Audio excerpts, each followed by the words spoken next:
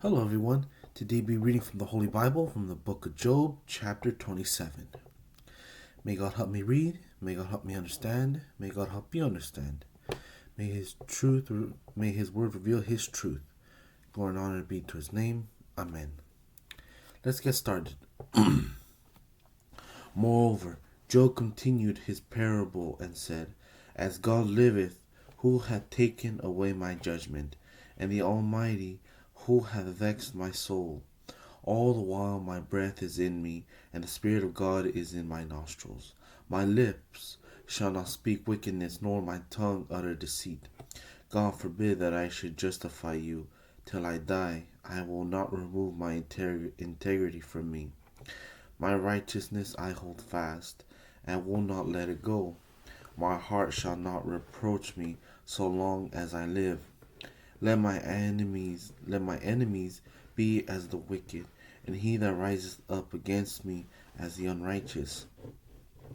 For what is the hope of the hypocrite, though he have gained, when God taketh away his soul? Will God hear his cry when trouble cometh upon him? Will he delight himself in the Almighty? Will he always call upon God? I will teach you by the hand of God. That which is with the Almighty will I not conceal. Behold, all ye yourselves have seen it. Why then are ye thus altogether vain? This is the portion of a wicked man with God, and the heritage of oppressors, which they shall receive of the Almighty. If his children be multiplied, it is for the sword, and his offspring shall not be satisfied with bread. Those that remain of him shall be buried in death, and his widows shall not weep. Though he heap up silver as the dust, and prepare raiment as the clay, he may prepare it, but the just shall put it on, and the innocent shall divide the silver. He buildeth his house as a moth, and as a booth that the keeper maketh.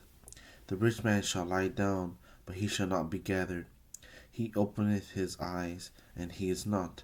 Terror shall take hold on him as waters. A tempest stealeth him away in the night. The east wind carrieth him away, and he departeth, and as a storm hurleth him out of his place. For God shall cast upon him, and not spare.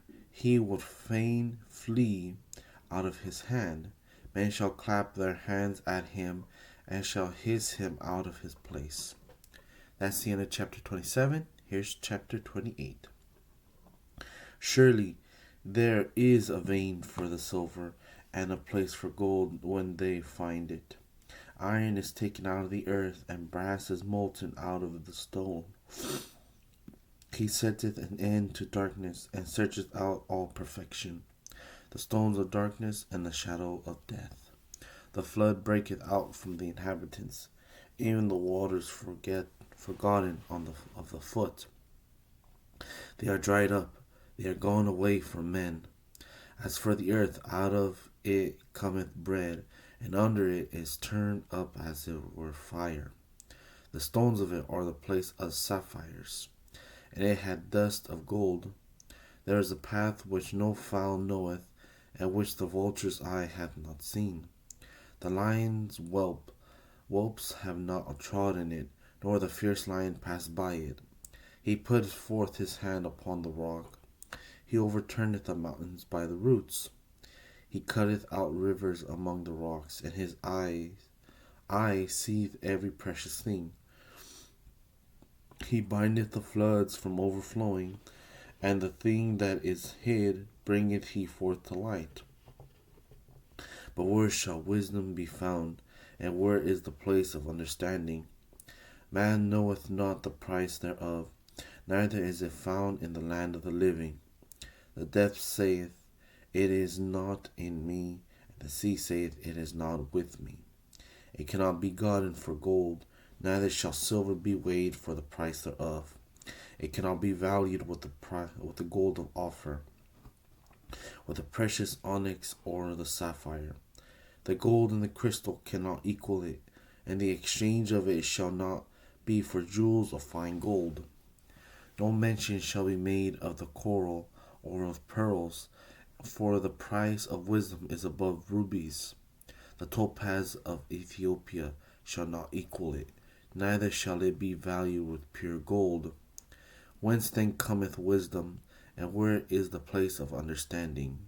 Seeing it is hid from the eyes of all living, and kept close to the fowls of the air. Destruction and death say, We have heard the fame thereof with our ears. God understandeth the way thereof, and he knoweth the place thereof. For he looketh to the ends of the earth, and seeth under the whole heaven, to make the weight of the winds and the weight of the waters by measure. When he made a decree for the rain, and a way for the lightning of the thunder, then did he see it, and declare it. He prepared it, yea, and searched it out. And unto man he said, Behold, the fear of the Lord, that is wisdom, and to depart from evil is understanding. That's the end of chapter 28. Here's chapter 29. Moreover, Job continued his parable and said, Oh, that I were as in months past, as in the days when God preserved me, when his candle shined upon my head, and when by his light I walked through darkness, as I was in the days of my youth, when the secret of God was upon my tabernacle, when the Almighty was yet with me, when my children were about me, when I washed my steps with butter, and the rock poured me out rivers of oil, when I went out to the gate through the city, when I prepared my seat in the street, the young men saw me and hid themselves, and the aged arose and stood up. The princes refrained talking and laid their hand on their mouth. The nobles held their peace, and their tongue cleaved to the roof of their mouth. When the ear heard me, then it blessed me, and when the eye saw me, it gave witness to me, because I delivered the poor that cried, and the fatherless, and him that had none to help him. The blessing of him that was ready to perish came upon me, and I caused the widow's heart to sing for joy. I put on righteousness, and it clothed me. My judgment was as a robe and a diadem. I was eyes to the blind, and feet was I to the lame. I was a father to the poor, and the cause which I knew not I searched out. And I brake the jaws of the wicked, and plucked the spoil out of his teeth. Then I said, I shall die in my nest, and I shall multiply my days as the sand. My root was spread out by the waters, and the dew lay all night upon my branch. My glory was fresh in me, and my bow was renewed in my hand. Unto me men gave ear, and waited, and kept silence at my counsel.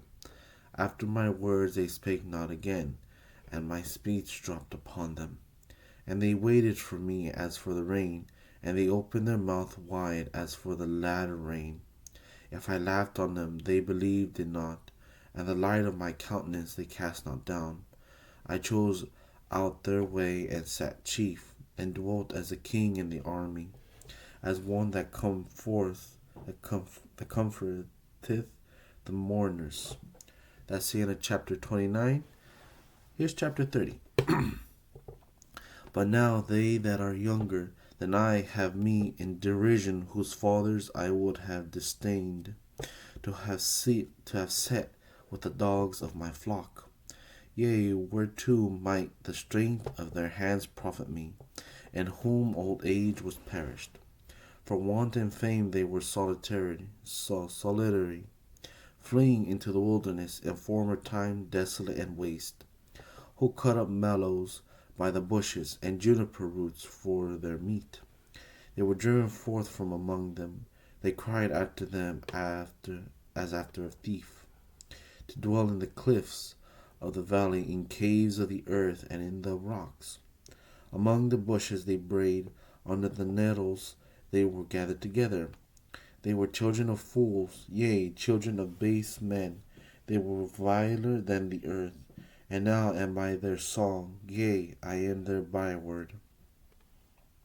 They abhor me, they flee far from me, and spare not to spit in my face. Because he has loosened my cord, and afflicted me, they have also let loose the bridle before me. Upon my right hand rise the youth.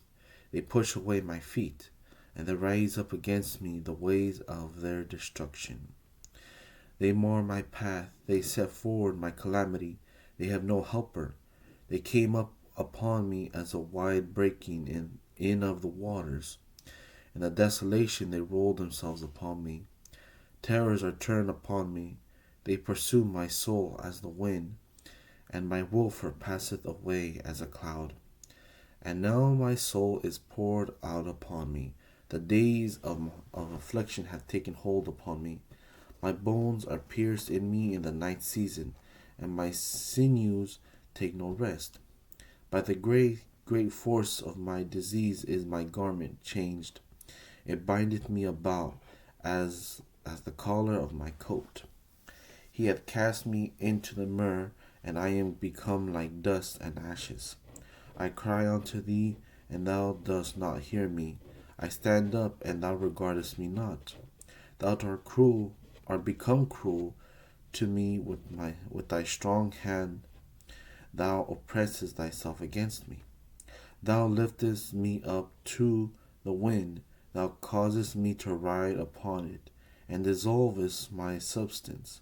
For I know that thou wilt bring me to death, and to the house appointed for all living. Howbeit he will not stretch out his hand to the grave, though the cry in his destruction. Did not I weep for him that was in trouble? Was not my soul grieved for the poor? When I looked for good, then evil came unto me, and when I waited for light, there came darkness. My bowels boiled and rested not. The days of affliction prevented me. I went mourning without the sun. I stood up, and I cried in the congregation. I am a brother to dragons, and a companion to owls. My skin is black upon me, and my bones are burned with heat. My harp also is turned to mourning, and my organ into the voice of them that weep. That's the end of chapter 30. Glory be to God. Amen.